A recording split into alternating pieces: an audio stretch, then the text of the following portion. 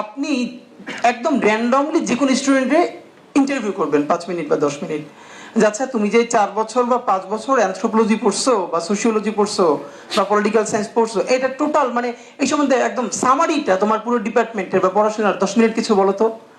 মানে যারা পড়াশোনা করে না, তো এমনি যে পড়াশোনা করে সে আপনারে 4টা 8টা সেমিস্টারে যে 32টা কোর্স পড়ছে, এই কোর্সের টাইটেল বলতে শুরু করবে। এরপরে মাস্টার্সের 8টা কোর্সের টাইটেল বলতে শুরু করবে।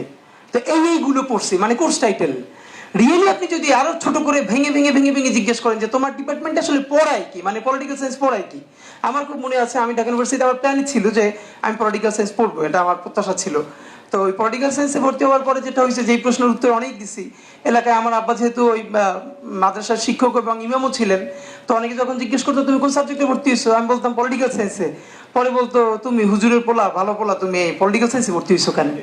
মানে এই রাষ্ট্রবিজ্ঞান এর সাথে রাজনীতি মিলে টিলে তার কনসেপ্টে যেটা তৈরি হয়েছে, তো ভালোবাসে বলতেন তুমি ভালো পোলা, তুমি এই দিয়ে ভর্তি হয়েছো কেন। তো ফ্যাক্ট হলো আসলে তাদের কনসেপ্ট না, আমরা যারা পড়াশোনাটাও করি। এখন আরো খারাপ পড়লে হবে যে এটা আমার তো মানে বেয়াদব হিসেবে নাম ছড়াই না যাকে, এই জন্য বলা। প্রত্যেক ডিপার্টমেন্টে ঢাকা ইউনিভার্সিটিতে আপনি, এটা আমার ইউনিভার্সিটিতে তাই নাম করে বলছি, আপনি যদি ডিপার্টমেন্টের ফ্যাকাল্টিকে ইন্টারভিউ করেন যে আপনি পুরো কোর্সে কি পড়ান, 80% টিচার 10 মিনিটে কিছু বলতে পারবে না। আমি আমার ফুয়াদবার মতোই বলি যে আমার ডিপার্টমেন্টের বিশ্ববিদ্যালয়ের 1-2 জনের কাছে আমার সামান্য কৃতজ্ঞতা বোধ আছে, বাকি প্রত্যেকের উপরে আমার একার না, 80% স্টুডেন্টদের ভীষণ ভীষণ কষ্ট, তারা আমাদের লাইফের ভ্যালুয়েবল টাইম নষ্ট করছে। ওই টাইম নষ্ট না করলে রাদার আমরা অন্য কোনো ট্রেনিং নিতে পারতাম, আমরা স্কিল অর্জন করতে পারতাম। তাই আমাদের লাইফ মানে সে নিজেই জানে না পুরো কোর্সে সে কি পড়ায়। এটি হলো বাংলাদেশের বাস্তবতা। তো এখন এই যে বাংলাদেশের পড়াশোনাটা 80% মানুষের ক্ষেত্রে যেটা বার্ডেন তার লাইফে, ইভেন তার প্রোডাক্টিভিটি নষ্ট করে।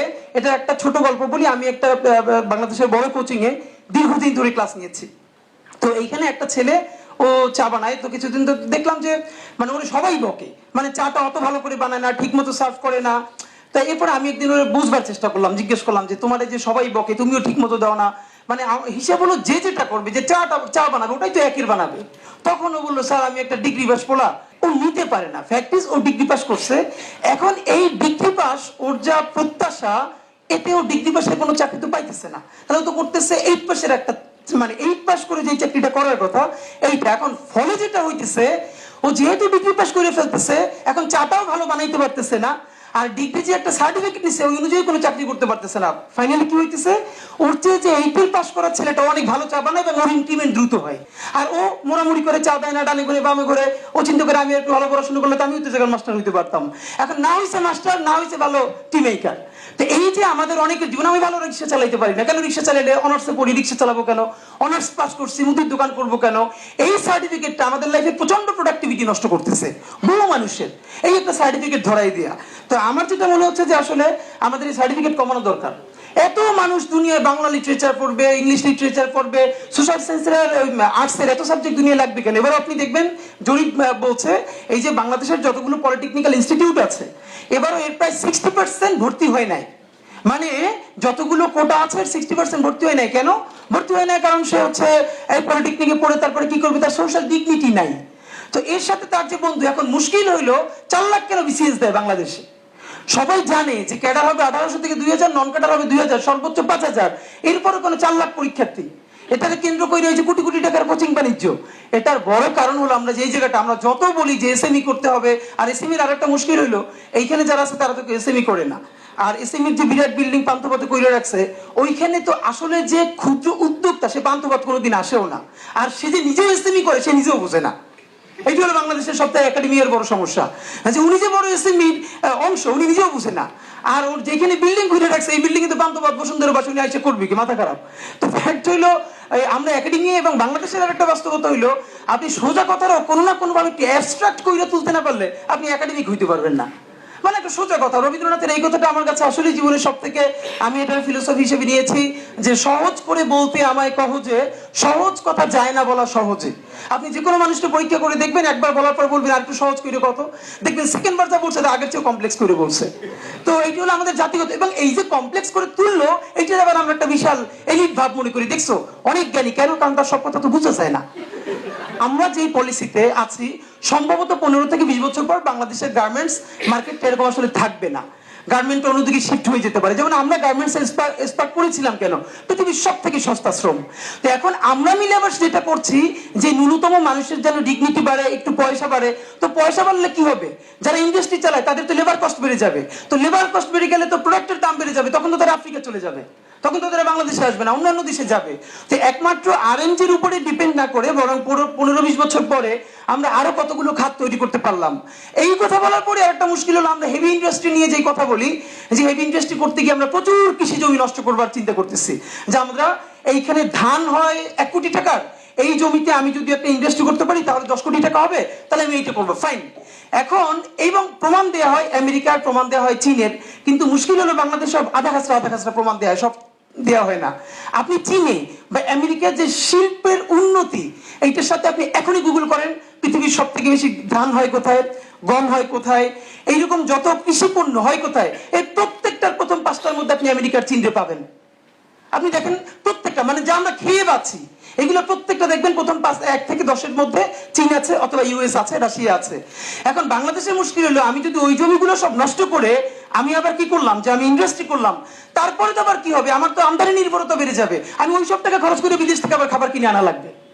একটা সাস্টেইনেবল ডেভেলপমেন্ট, যেটা যে আমি কম কৃষি জমিতে কিভাবে আমার উৎপাদন বাড়াইতে পারি, আবার কিছু কিছু জায়গায় আমি এমন কিছু ফার্ম তৈরি করতে পারি, এই যে একটা ভিশনারি জায়গা আমাদের খুব, এটা আমি বারবার বলি যে আমাদের কপাল খারাপ, জিয়াউর রহমানের পরে আমরা কোনো ভিশনারি স্টেটসম্যান পাই নাই, যে দেশটাকে আসলে ওই অর্থে ভিশনারি চিন্তা করবে। মাওলানা ভাসানী যখন চীনে গেছেন তখন দেখে যে বিরাট বিরাট রাস্তা, মানে গাড়ি ঘোড়া অর্ধেকও চলে না, রাস্তা অকুপেট করে না, পুরো রাস্তা পড়ে আছে। তখন ধরে জিজ্ঞেস করতেছে যে এই তোমরা এত টাকা নষ্ট করছো কেন, এখানে এত বড় বড় রাস্তা বানাইছো, গাড়ি ঘোড়া চলে না। তখন বলছে মাওলানা, রেড মাওলানা বলতো তো তারে যে তুমি যদি বাইচে থাকো 50 বছর পর এখানে আইসো, দেখবে এই রাস্তায় হয় না, এর চেয়ে অনেক বড় রাস্তা লাগবে। ইতিহাস বলে ওখানে এখন 2-3 তলা ফ্লাইওভার, মিনিমাম এতটুকু ভিশনারি চিন্তা তাদের ছিল। আর আমরা এই আপনাদেরকে বলি, মানে দুঃখের কথা, যে মগবাজারের উপরে যে ফ্লাইওভারটা, এই ফ্লাইওভারটা সব হয়ে গেছে অলমোস্ট, বড় বড় একটা যে পিলার উঠছে, এরপরে পত্রিকায় রিপোর্ট আসছে যে এই পিলার অনেকগুলো ভুল হয়েছে। তারপরে এইটার যিনি প্রধান আর্কিটেক্ট এবং তাদেরকে জিজ্ঞেস করছে, তিনি বলে সাংবাদিকদেরকে বলতেছে, এখন যে আপনারা বলেন এটা তো বানাইছি আপনাদের সামনে বসে, তখন বলেন নাই কেন? কি রে ভাই, রাস্তার উপরে বানাইতেছে, এখন আমি যদি এবার গিয়ে সেইটা বলি তাহলে বলবেন সরকারি কাজে বাধা। হ্যাঁ, এই কথা তো বলবেন। আর তাইলে আমি তাহলে আর্কিটেক্ট আসছে কিসের জন্য, রাষ্ট্র কোটি কোটি টাকা খরচ কইরা? তো এই হলে এই বাংলাদেশের মধ্য দিয়ে চলতেছে। তো আমার যেটা মনে হয়, যেটা সব থেকে উপেক্ষিত, আমাদের রেমিটেন্সের ব্যাপারটা। রেমিটেন্সে আমার সবচেয়ে খারাপ লাগলো আপনার, মানে ওই যে সিঙ্গাপুরে এস আলম যে বড় শপিং মলটা কিনেছে, ওইখানে সামনে বড় মাঠটা, ওইখানে প্রচুর বাঙালি কমিউনিটির লোকজন আসে। তো আপনি কি পরিমাণ আমাদের, মানে আইরনি আপনি ভাবেন, সিঙ্গাপুরে মানুষ কি পরিমাণ কষ্ট করে প্রবাসীরা দেশে টাকা পাঠায়, সে দেখতেছে যে এই প্রবাসীরা যে টাকা পাঠায় সেই টাকাই তো লুটপাট হয়েছে। সেই লুটপাট কইরা বাংলাদেশের ব্যবসায়ী নামে এই বদমাইশেরা সেইখানে এত বিরাট সিঙ্গাপুরে শপিং মল কিনে ফেলছে, কিন্তু এই শপিং মলে তো তার অ্যাক্সেস নাই, ওটা অনেক দামি শপিং মল, মানে তার পয়সা বাংলাদেশে পাঠায়, আর বাংলাদেশ থেকে চুরি করে নিয়ে এরকম সেখানে মানে শপিং মল হচ্ছে। তা আমরা হলো আমাদের এই রেমিটেন্সের যে খাতটা প্রবাসীদেরকে নিতে, মানে প্রচুর মানুষ বলে ইন্ডিয়ান একটা লেবার পর্যন্ত বাংলাদেশের চেয়ে 1 লাখ টাকা বেতন বেশি পায় পাশের দেশ, অন্যান্য সব দেশে নেপালিয়ানরা পায়, ভুটানের লোকজন পায়, বাংলাদেশ কেন পায় না? কারণ বাংলাদেশের যে লোকটা যায়, সে যায় শুধু এই যে ঘর মোছার জন্য, ভ্যাকুয়াম ক্লিনার দিয়ে কার্পেট পরিষ্কার করার জন্য।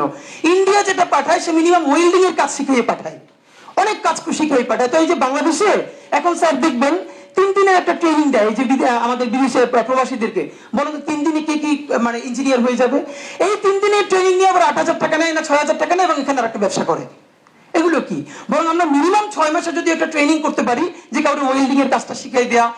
বিদেশে টাইলসের কাজের প্রচুর দাম, বাংলাদেশে কেউ টাইলসের মিস্ত্রি না, সবাই ওইরকম টাইলসটা আগাই দেয়, কিন্তু মিস্ত্রিটা হলো ইন্ডিয়ান অথবা অন্য কোনো দেশের। কারণ আমি যদি আমার ভাইদেরকে টাইলসের কাজ শিখাইতে পারি, ওয়েল্ডিং এর কাজ শিখাইতে পারি, তাই তো সেখানে মিনিমাম 2 গুণ আর্ন করতে পারে, সেটাকে তো সে ওখানে মজমস্তি করে না, বাংলাদেশে পাঠায়। সুতরাং এই প্রবাসীদেরকে কিভাবে আমরা, এবং এটা আমি বারবার বলেছি, প্রবাসী মন্ত্রণালয়ের মতো একটা মন্ত্রণালয়, এটাকে আসিফ নজরুল সাহেবের আইন মন্ত্রণালয়ের সাথে কানেক্টেড রাখতে হবে। উনি কি এমনিতেই আইন মন্ত্রণালয় নিয়ে প্রচুর ব্যস্ত, একজন ডেডিকেটেড ফোর্স এখানে নিযুক্ত করা ছিল, যাতে এই সময়টার মধ্যে প্রবাসীদের জন্য একটা ইম্প্যাক্টফুল কিছু করে ফেলতে পারে। না, সেটা করতে পারে নাই। আমরা মাস্টার্স একটা অ্যাসাইনমেন্ট করেছিলাম অ্যাসাইনমেন্টটা ছিল যে এই যে রাজনীতিবিদরা কথায় কথায় বলে যে ব্যবসায়ীরা রাজনীতিতে হস্তক্ষেপ করে, আর ব্যবসায়ীরা বলে রাজনীতিবিদরা হস্তক্ষেপ করে, আসলে কে কাকে হস্তক্ষেপ করে এটা বুঝবার জন্য মাস্টার্স, আমি যেহেতু নিজে পলিটিক্যাল সায়েন্সের ছাত্র, আমি আমার জেলায় 5 জন শীর্ষ ব্যবসায়ী আর 5 জন শীর্ষ রাজনীতিবিদের আমরা ইন্টারভিউ করেছিলাম যে আসলে বুঝবার জন্য। তো একই কথা, রাজনীতিবিদরা বলে যে ব্যবসা যদি সে ব্যবসা, তো আসলে সে ব্যবসায়ী তো না, ওই টেন্ডার টেন্ডার নেয়, এবারে দুই একটা প্রতিষ্ঠান করলে সেখান থেকে অন্যদেরকে দেয় কেন? এই যে বড় বড় মিছিল মিটিং, এই চাঁদাবাজির পাইপলাইনটা তৈরি না হলে সে পলিটিক্সটা করবে কেমনে? সুতরাং সে বিজনেসে আসতে চাইতেছে। আর তারা যখন বিজনেসে এন্ট্রি নিতেছে তখন রিয়েলি যে বিজনেসম্যান যে ঢাকা ভার্সিটিতে বের হয়ে বিসিএস না দিয়ে গার্মেন্টস শুরু করছিল, আজকে যা স্পার্ক করছে, তারা তো ক্ষতিগ্রস্ত হইতেছে। তো তাদেরকে জিজ্ঞেস করলাম আপনারা রাজনীতিতে চাইতেছেন কেন? ব্যবসায়ীরা যখন রাজনীতিতে চাইতেছে তখন রাজনীতি নষ্ট হইতেছে, বলে কি বলছে আমরা রাজনীতিতে চাইতেছি। রাজনীতিবিদরা আইসা আমাদেরকে যখন খাইয়ে ফেলে তখন চিন্তা করি পয়সা যখন দিবই তাইলে ওই দলের প্রধান রে দিয়ে এত পাতিরে দিয়ে লাভ কি? মানে হিসাবটা কিরকম, চেকস অ্যান্ড ব্যালেন্সের। তো আমাদের মনে হয় আপনারা যখন পলিসি অ্যাডভোকেসি করবেন, এইটা যদি আমরা করতে পারি যে ন্যূনতম এই চেইনটা ভাঙা যায় কিনা, তাইলে হয়তো দেশের যদি কিছু উপকার হয়।